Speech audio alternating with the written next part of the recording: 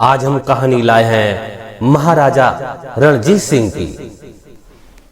एक मुसलमान खुशनवीस ने अनेक वर्षों की साधना और श्रम से कुरान शरीफ की एक अत्यंत सुंदर प्रति सोने और चांदी से बनी स्याही से तैयार की। उस प्रति को लेकर वह पंजाब और सिंध के अनेक नवाबों के पास गया। सभी ने उसके कार्य और कला की प्रशंसा की, परंतु कोई भी उस प्रति को खरीदने के लिए तैयार न हुआ।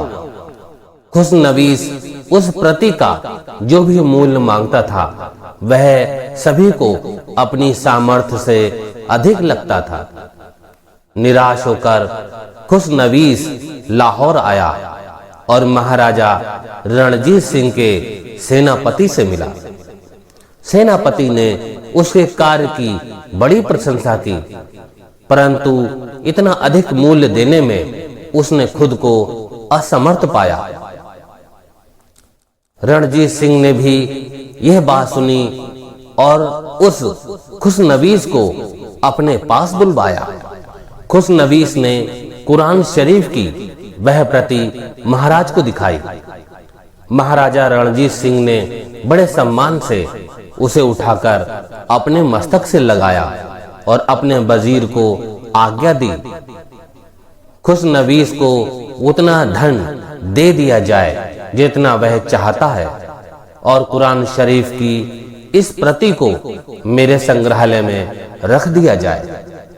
महाराज के इस कार्य से सभी को आश्चर्य हुआ।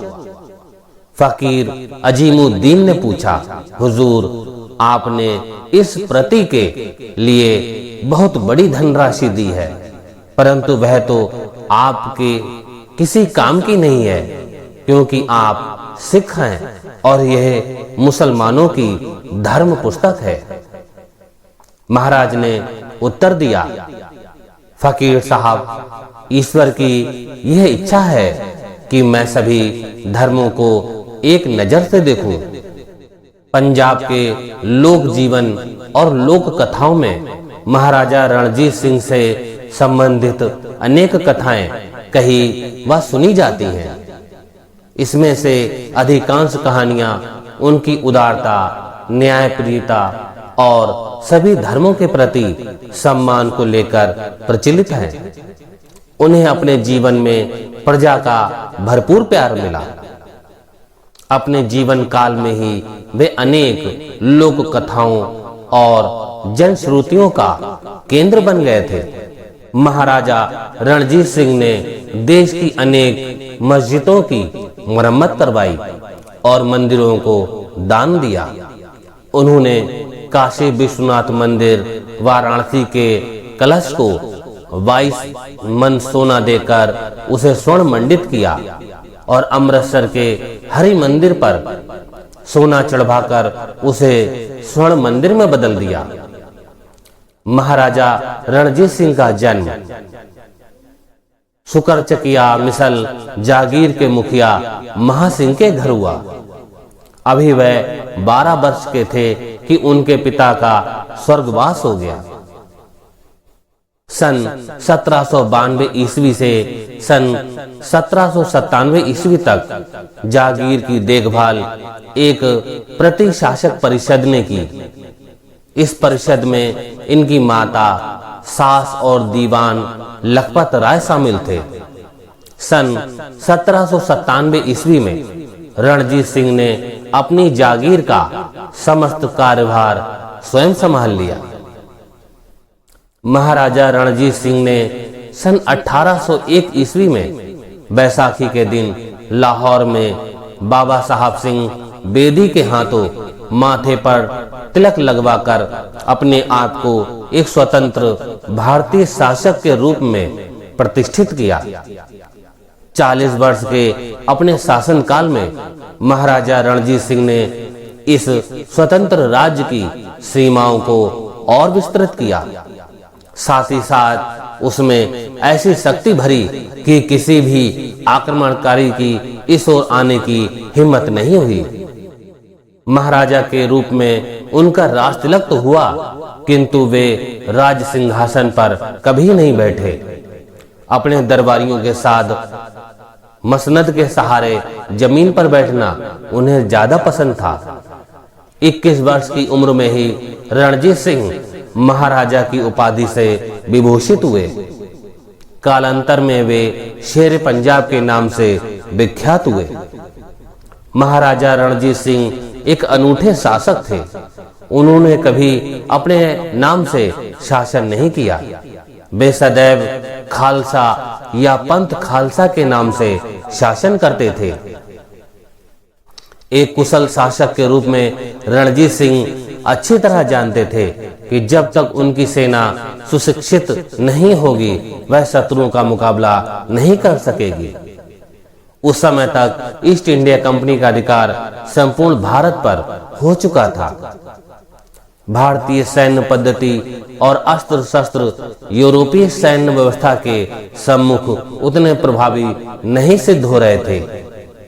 सन 1805 ईस्वी में महाराजा ने भेष बदलकर लॉर्ड लेक के शिविर में जाकर अंग्रेजी सेना की कवायद, गणवेश और सैन्य पद्धति को देखा और अपनी सेना को उसी पद्धति से संगठित करने का निश्चय किया। प्रारंभ में स्वतंत्र ढंग से लड़ने वाले सिख सैनिकों को कवायद आदि का ढंग बड़ा हास्यास्पद लगा और उन्होंने उसका विरोध किया, पर रणजीत सिंह अपने निश्चय पर दृढ़ रहे।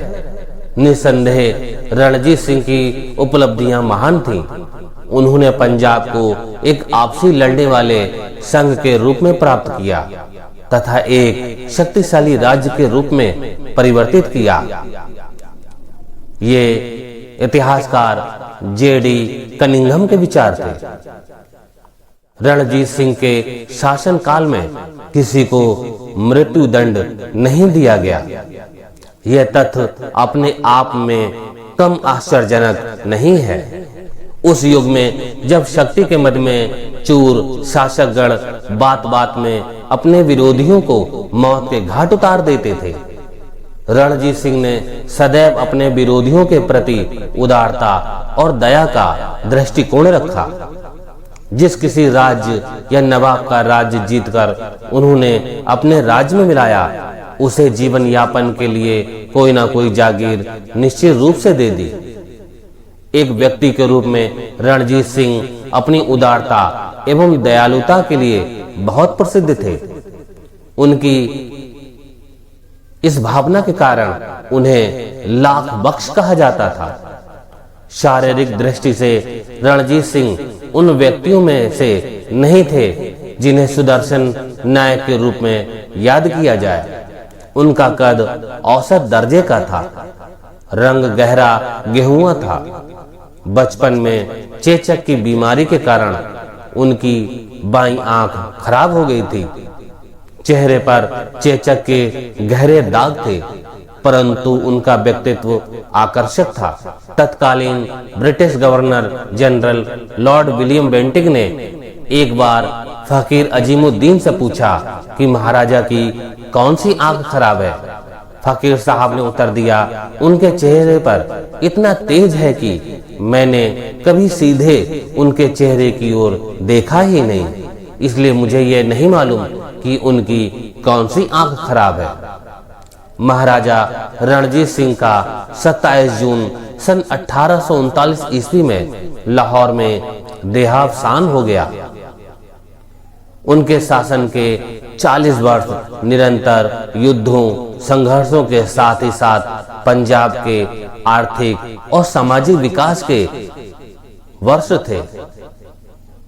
रणजीत सिंह को कोई उत्तराधिकारी प्राप्त नहीं हुआ। यह दुर्भाग्य की बात थी। महाराजा रणजीत सिंह की कार्यशैली में अनेक ऐसे गुण थे जिन्हें वर्तमान शासन व्यवस्था में भी आदर्श के रूप में सम्मुख रखा जा सकता है। साथियों, आज की इस कहानी को अपने दोस्तों में और सोशल मीडिया में जरूर शेयर करें, जिससे हमारे आने वाली पीढ़ियां भी हमारे देश के इन वीरों को नमन कर सकें, याद कर सकें। अगली वीडियो में एक नई कहानी के साथ आपके साथ फिर हाजिर होंगे। तब तक के लिए नमस्कार। Please like and subscribe my YouTube channel Krishika Online Classes. Thank you.